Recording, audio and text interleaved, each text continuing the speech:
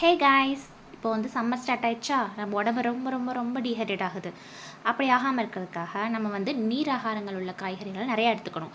அதில் இன்றைக்கி பார்க்க போகிற ரெசிபி என்னென்னா வந்து பீக்கங்காய் கடையல். இது வந்து ரொம்ப ரொம்ப சிம்பிள் அண்ட் எட் ரொம்ப ஹெல்த்தியான ரெசிபி. எப்படி பண்ணுறதுன்னு பார்க்கலாமா? கடாய் எடுத்துக்கோங்க. கடாயில் கொஞ்சமாக எண்ணெய் ஊற்றிட்டு அதில் வந்து கடுகு சீரகம் போட்டு தாளிச்சிருங்க. அதுக்கப்புறம் அதோட வந்து வெங்காயம் கொஞ்சம் ஒரே ஒரு தக்காளியை நான் அப்படியே கட் பண்ணி போட்டிருக்கேன். அண்ட் இன்னொரு தக்காளியை வந்து மிக்சியில் லைட்டாக அடிச்சுட்டு அதையும் இதில் சேர்த்துக்கோங்க. சேர்த்துட்டு கொஞ்சம் நல்லா வதக்கி விடுங்க.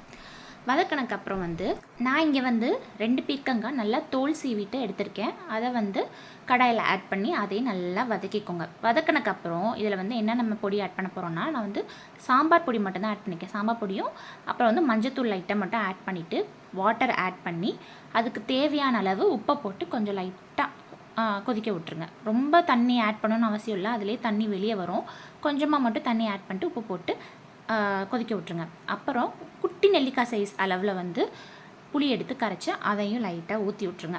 ஊற்றிட்டு ஒரு 5 நிமிஷத்துக்கு அப்புறம் அடுப்புலேருந்து இறக்கி மத்து இருக்குல்ல, அதை வச்சு நல்லா கடைஞ்சிருங்க. கடைஞ்சிட்டா இங்கே பாருங்கள், செம்ம டேஸ்டியான ஒரு ரெசிபி வந்து ரெடி ஆயிடுச்சு. இது நான் பாப்பாவுக்கு கொடுத்தேன். பாப்பா செம்மையாக என்ஜாய் பண்ணி சாப்பிட்டா.